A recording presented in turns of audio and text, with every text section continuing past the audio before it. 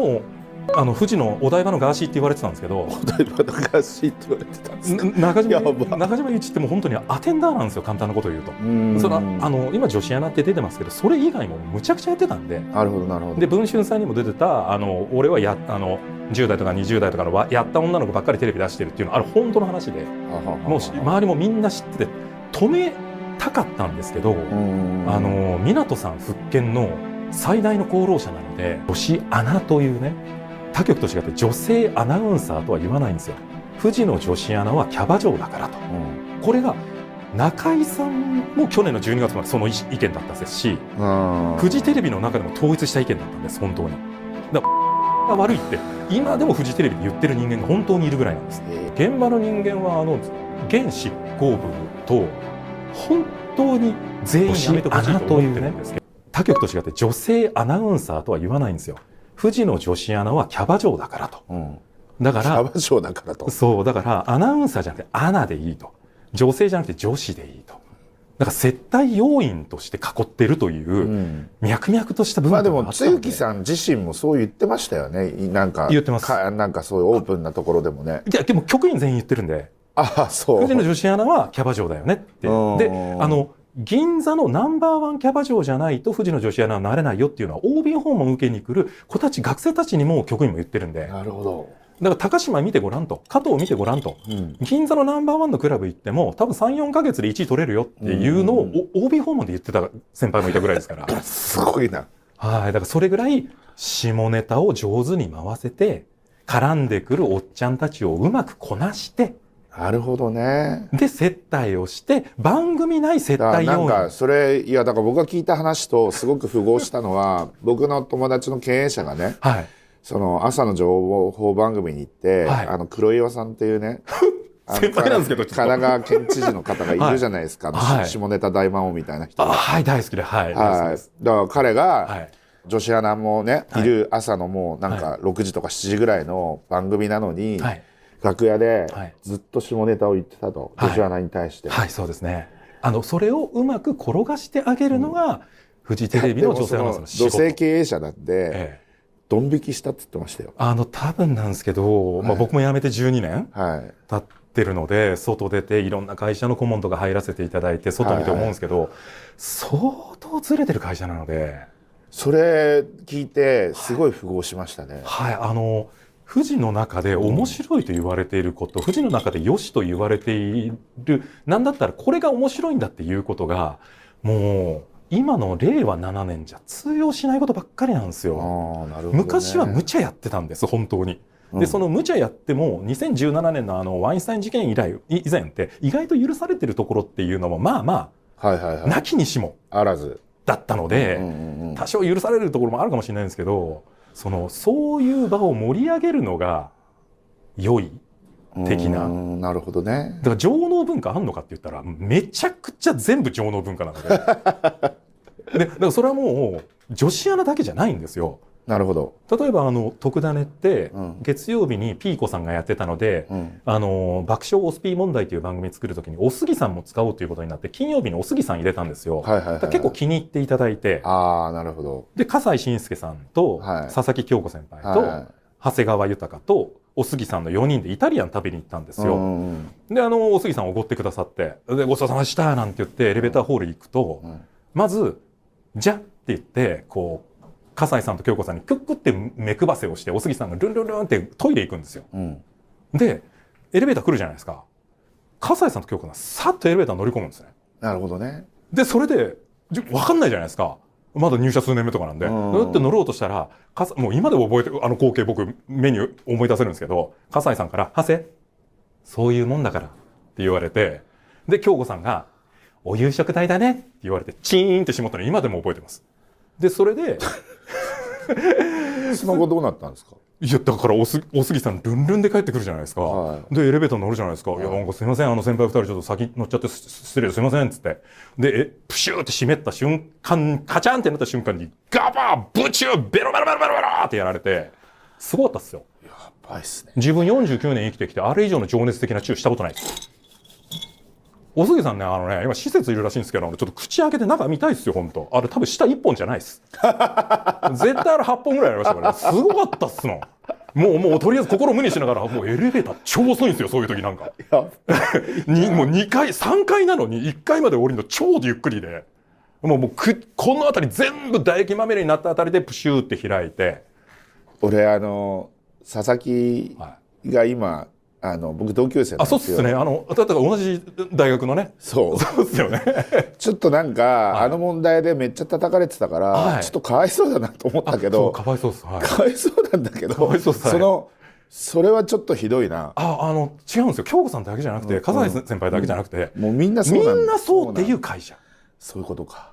みんな兄弟だし、それを、こうやってネタとして面白く言ったらノリがいいよねっていう会社なんですよ。でそこに真面目なこととか言ったらノリが悪いよ。なるほどね。だからあれだ、僕がほら高知市入ってた時に佐々木の結婚式があったらしいんですよ。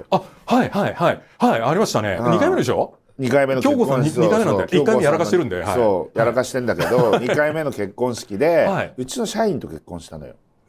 だったな。ライブダ証券のいましたいたでしょ。僕いました。でその時に亡くなった小倉さんがね、やったスピーチが後で聞いたわけですよ。お礼さんいない時にね、お礼さん多分逮捕されてなかったらここいたんだろうねみたいな感じのところで小倉さんがねスピーチで「いやフジテレビは買収されませんでしたが佐々木京子は買収されました」みたいな、ライブドアにみたいな話を言ったわ。すげえ今思い出した。超思い出しました今。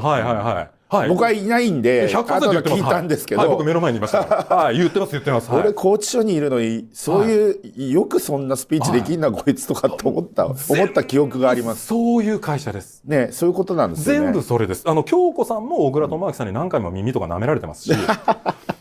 もうむちゃくちゃなんですよ。特ダネ。それすごいな。それは普通で特ダネの忘年会だけじゃなくて旅行っていうのを毎年やってたんですよ。忘年会は出たことあるんですよ。忘年会来てくださいましたよね。銀座の時来てくださいましたよね。あれと違って小倉さんが全部お金出してくれる旅行っていうのがあったんですよ。で3回で打ち切りになったんですけど、2回目でいやもう旅行のたびにそこら中でもみんなチューしまくってるんですけど、で乱れまくってるんですけど、その2回目の時に酔っ払ったなんか2人ぐらいが和室でおしっことうんこ漏らして、でそれですごい超名門のとこだったんですけど怒られて完全出禁になって、で3年目に酔っ払いまくって風呂場でしたたかに転倒して、顎切って風呂場中が血まみれになったっていう事件を起こして、そこからさすがにやめようっていう話になったんですけど、まあまあな話じゃないですか。まあまあな話ですね。今でもそれ、ケラケラフジテレビ社内で笑いながら喋るんですよ。なるほどね。あれ最高だったらあいつうんち漏らしてさみたいなのが面白いと思ってる会社なんですよ。なるほどね。なんとなくわかるでしょ。なんとなくわかりますね。すごいセーブしてちょっと番組に出たのも、もう文化見るとわかると思うんですけど、そのノリが面白いと言えたり笑いにできないんだったら富士やめろよっていう社会なので、誰かが止めてあげなきゃいけないタイミングではあったのかなとは思ってるんです。でもものすごい勢いで噴出してきましたね。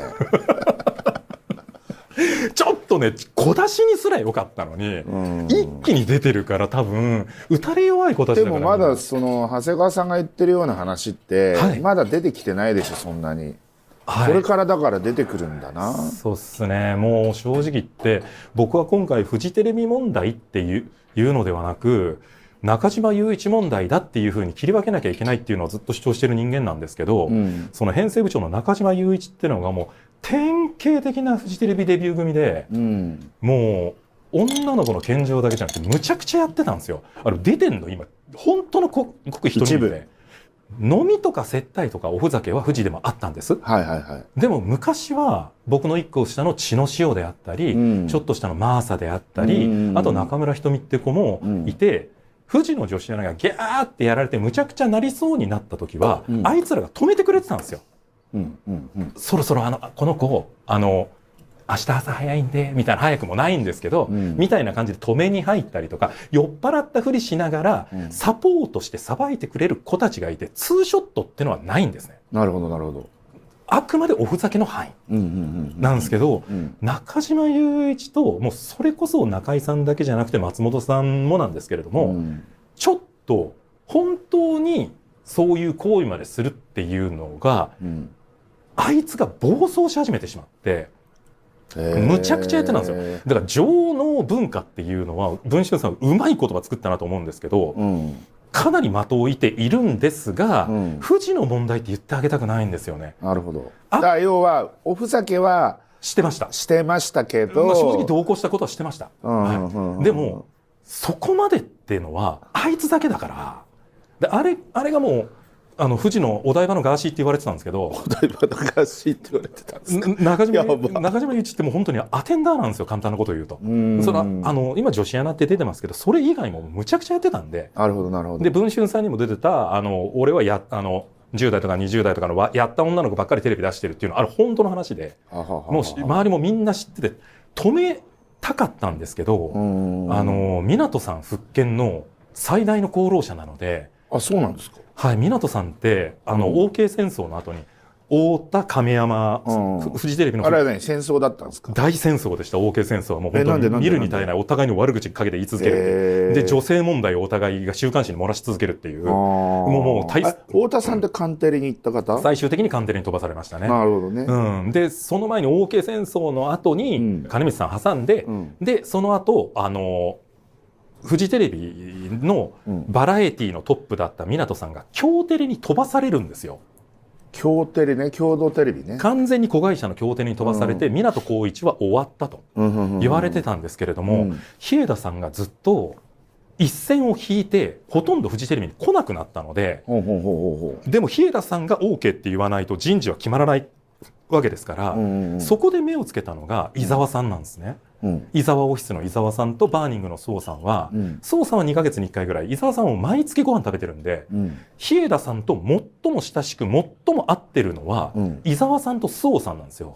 でその伊沢宋を女子アナ接待付けにするんですね、京テレにいる間に。なるほど。それに使ったのが編成部長で、女子アナを自由に扱えるアテンダー中島雄一なんです。なるほど。で何の害にもならない立松っていう編成局長もそのまま連れてきて、でこう女子アナと交流をする場という立て付けだけを作るんですけど、簡単に言うとそれを毎月そういう港会っていうのをやって、日枝さんに一つ、やっぱり日枝さんに一つって言い続けて、で今の社長の悪口をと言い続けてずらしていって、最終的に日枝さんが港もちょっとやらせてみたらいいんじゃないかって言って京テレから引き戻されるという前代未聞の人事で港さんが復権するんですよ。なるほどね。なので港さんとしては直系で、中島雄一っていうのは矢野部隆夫っていうのの次の次の社長と言われてて、なるほど。大暴走したんですよ中島が。だから他局の女子アナアテンドしてたっていうのもスポニチさんで出ましたけど、あれも本当です。なるほどね。でそれから文春さんの第3弾で出たタレントさんがバーッといて、で裸になったタレントがお来いよって言われて、当時まだ入社本当数年目だった女子アナが手招きされて泣きながら出ていった、あれも本当です。なるほどね。でその時に電話かけるふりして出て行ってみたいな。だから女子アナたちにとって中島雄一は本当に何とかしてほしい相手だったんですよ。社長の昨日の会見でね、その会社としての関与はないとか、中島さんは関与してないとか、っていうふうに言い切ってたじゃないですか。それは言い切っちゃっていいもんなんですか、あれは。去年の8月ぐらいにこの当該案件を後輩たちから聞いているんですけれども、その後10月ぐらいに小学館さんと文春さんとフライデンさんとスポニチさんをはじめとしてメディアの皆さんが10月ぐらいに聞いて、10月の中旬後半ぐらいから調査チームが出来上がるんですね。取材班が出来上がるんですね。で最終的に小学館さんがスクープということで12月の中旬に出すんですけれども、まずを呼んだのは中井さんです。その当日に呼んだのは間違いなく中井さんです。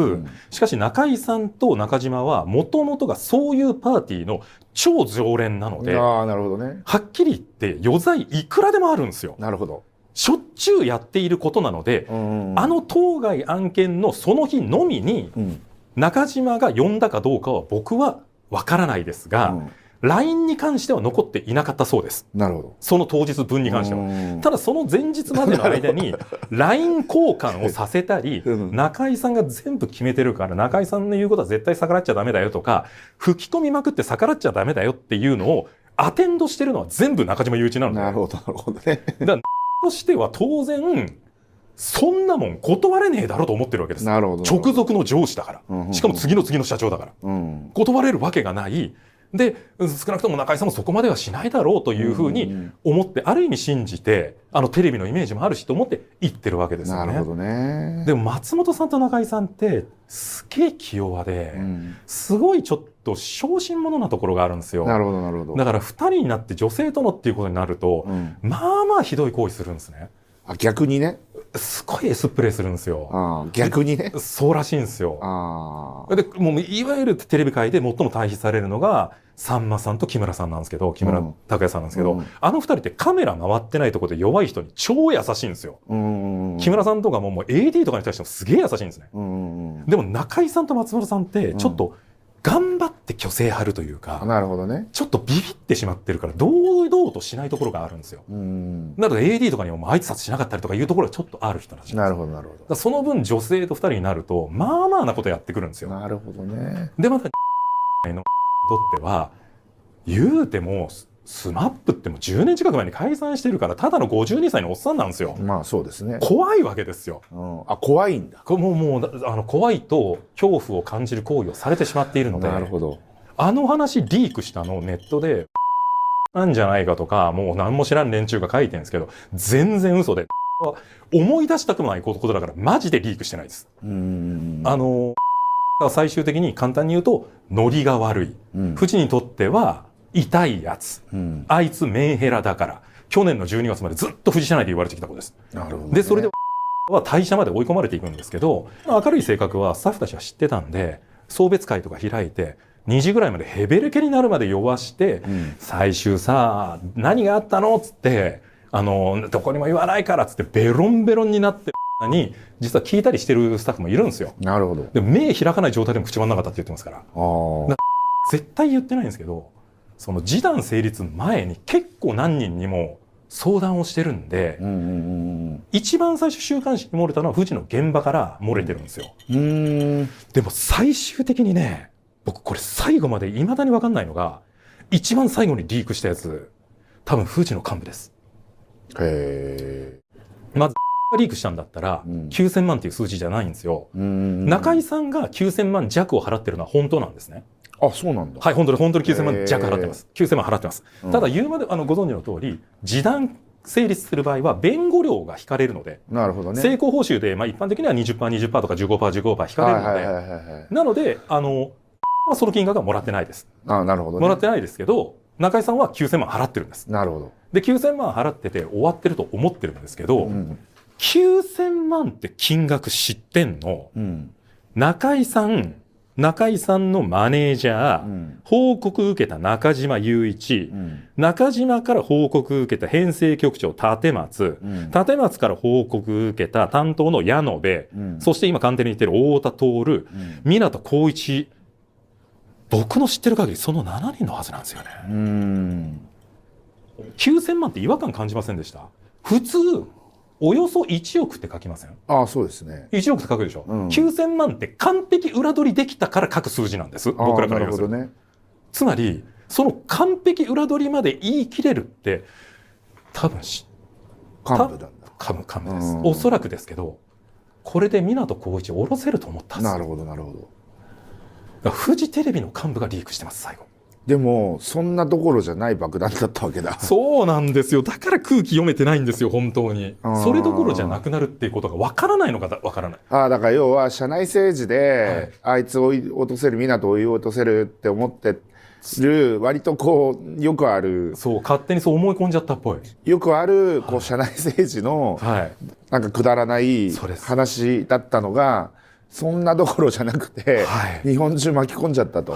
フジテレビの中では、この1月17日まで、は痛いやつ。あいつがツーショットになるって分かっていながら家行ったんだ。家行ったんだから、あいつが悪いんだ。これが、中居さんも去年の12月までその意見だったですし、フジテレビの中でも統一した意見だったんです、本当に。が悪いって今でもフジテレビで言ってる人間が本当にいるぐらいなんです。全然違うじゃないですか。全然違いますね。めちゃくちゃずれてんですよ。めちゃくちゃずれてますね。もうこのずれ方がやばくて、だからどうも港浩二だけを引きずり下ろせると思い込んでたっぽいんですよ。それはずれてますね。やばいんですよ、ずれ方。ずれ方がやばい。日枝イエスマンって能力ないし空気読めない人間しかいないから、今の執行役員クラス以上って本当に日枝イエスマンのみしかいないから、そのゾーンの人しかいなくて、だから現場みんな迷惑してるんです。そりゃそうでしょうね。だってもう一生懸命企画上げてもお散歩ロケしかもう企画通らないし。そうなんですか。もう制作能力ないから、一番最初にふんぞり返りながらで誰使うのって言ってくるらしいんですよ。どういう企画かじゃないですか。違うんですよ。芸能人の誰使うのから入るんですよ。それ以外興味ない人たちしかいないから。